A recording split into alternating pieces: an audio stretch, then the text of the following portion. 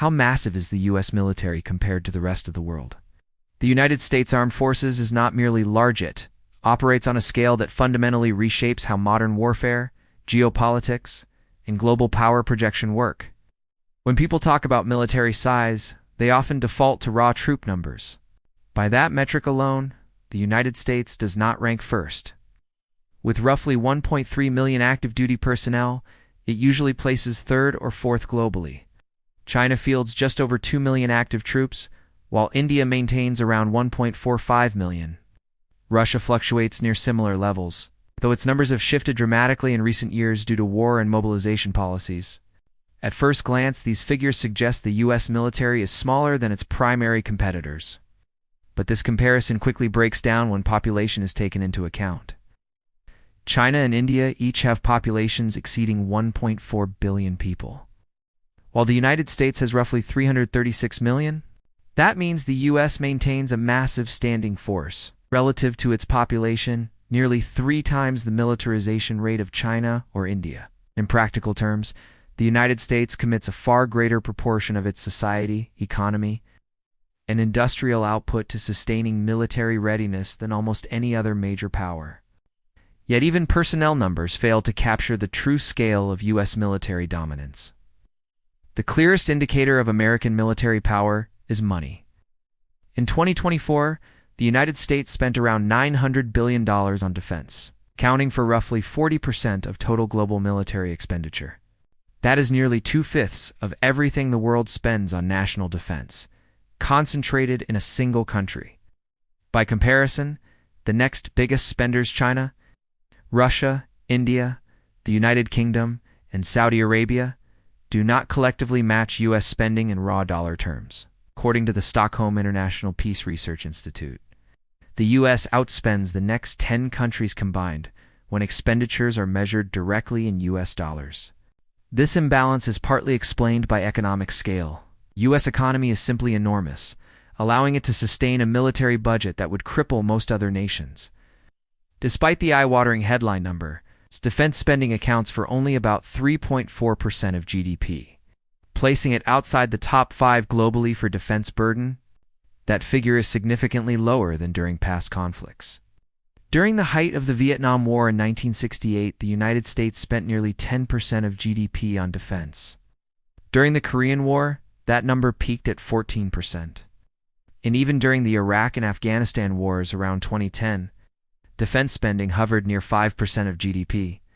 When adjusted for inflation, today's U.S. military budget is higher than at any point since World War II, yet proportionally, it represents a smaller slice of national wealth. This tells an important story. The U.S. military did not merely grow because the government spent more, it grew alongside the expansion of the American economy itself. Military power and economic power became intertwined, reinforcing each other decade after decade. The 6 branches of U.S. military power. The modern U.S. military is divided into 6 branches, each designed to dominate a different domain of warfare: land, sea, air, space, and the critical intersections between them. These branches are the Army, Navy, Air Force, Marine Corps, Coast Guard, and the newest addition, the Space Force. The U.S. Army, land dominance at scale. The United States Army is the largest branch by manpower. Of the 1.3 million active duty personnel across the armed forces, roughly 450,000 serve in the Army. That number expands significantly when reserve forces are included. The Army National Guard contributes another 330,000 personnel, while the Army Reserve adds approximately 188,000 more. Together, these components give the Army a deep manpower pool that can be mobilized rapidly during large-scale conflicts. The Army's primary mission is straightforward: achieve and maintain land dominance. To do that, it fields one of the largest and most technologically advanced ground equipment inventories in the world. Central to this capability is the M1 Abrams main battle tank, with roughly 4,600 units in service or reserve. The Abrams remains one of the most lethal armored platforms ever built.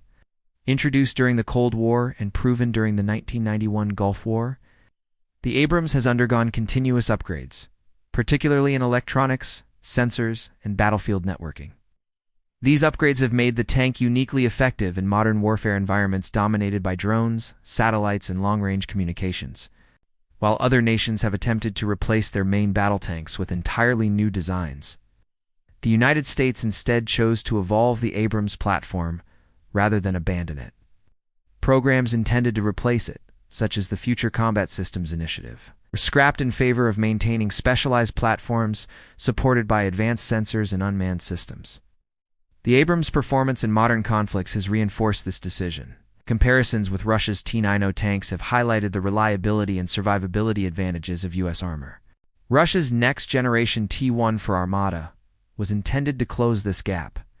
But despite being announced over a decade ago, it has yet to appear in meaningful numbers on the battlefield. Supporting the Abrams is a massive fleet of infantry fighting vehicles. The M2 and M3 Bradley, numbering over 6,100 units, provide mobile firepower, advanced optics, and infantry protection. Equipped with thermal imaging, laser rangefinders, and the M2 42 25mm autocannon, the Bradley has proven capable of engaging both infantry and armored targets while maneuvering at speed. Its performance in Ukraine further demonstrated the effectiveness of combining mobility, sensors, and firepower. Complementing the Bradleys are over 4,200 Stryker vehicles, designed for flexibility rather than brute force. The Stryker platform can be rapidly reconfigured for reconnaissance, command and control, medical evacuation, air defense, or missile deployment. Recent upgrades have even integrated directed energy laser systems capable of countering drones and low-flying aircraft, reflecting the Army's shift toward future-oriented battlefield threats. In total, the Army operates tens of thousands of armored vehicles, including M113 personnel carriers, MATVs, and over 125,000 Humvee-type vehicles, many of them armored against mines and ambushes. No other land force operates ground equipment at this scale. The U.S. Air Force. Global reach through the sky. If the Army controls land, the United States Air Force controls distance. With around 320,000 active duty personnel and roughly 690,000 total members including reserves, the Air Force operates approximately 5,200 aircraft. These include fighters, bombers, transport planes, tankers, surveillance platforms, and drones. The fighter fleet alone numbers around 1,500 aircraft. The backbone remains the F-16, with nearly 800 units, complemented by older but still formidable F-15 variants. At the high end sit the F-22 Raptor and F-35 Lightning II, designed for stealth, sensor fusion, and networked warfare. While China's J-20 and Russia's Su-57 were designed as rivals, both face limitations in stealth maturity, engines, and combat readiness. What truly separates the U.S. Air Force from its competitors is not just fighter quality, but support infrastructure. The Air Force operates hundreds of aerial refueling tankers, allowing U.S. aircraft to strike targets anywhere on Earth without relying on foreign bases. Its fleet of transport aircraft enables rapid deployment of troops, vehicles, and supplies across continents within days, not weeks. When helicopters are added across all branches, the United States operates nearly 5,700 helicopters, more than 3 times the inventory of Russia, the second largest operator. This gives the U.S. unparalleled flexibility in close air support, troop transport, medical evacuation, and special operations. The U.S. Navy. Power projection across the oceans. The United States Navy is the largest navy in the world by tonnage and capability. With roughly 335,000 active duty sailors, it operates globally, maintaining permanent presence in the Pacific, Atlantic, and Indian Oceans. Its most iconic assets are its 11 nuclear-powered aircraft carriers. These floating air bases allow the U.S. to project air power anywhere on Earth without relying on host nations. No other country comes close. China operates 2 carriers, Russia 1, and most other carrier-capable nations field just 1 or 2 smaller vessels. Modern carriers like the Gerald or Ford class introduce advanced systems such as EMALS, increasing sortie rates while reducing crew requirements. Combined with stealth aircraft and satellite integration, these carriers act as command hubs rather than mere launch platforms. Beyond carriers, the Navy fields dozens of destroyers, cruisers, and submarines, including nuclear-powered ballistic missile submarines that form the backbone of U.S. nuclear deterrence. This layered fleet allows the Navy to control sea lanes, protect trade routes, and project force ashore. The Marine Corps and the shift to the future of the United States. Marine Corps numbers about 180,000 active personnel and serves as the U.S. military's rapid response expeditionary force. Traditionally focused on amphibious assaults, the Marines are undergoing a dramatic transformation under the Force Design Initiative. Rather than heavy armor and large-scale invasions, the Marines are shifting toward missile-centric, island-based warfare, particularly in the Pacific. By deploying mobile missile systems capable of sinking enemy ships from land, the Marines aim to deny adversaries freedom of movement without requiring massive troop deployments. Space Force, the final domain, the newest branch, the United States Space Force, was established in 2019 to protect U.S. assets in orbit. Though small, under 9,000 active personnel, it oversees roughly half of all military satellites in existence. These satellites provide navigation, communication, missile warning, and intelligence to every other branch.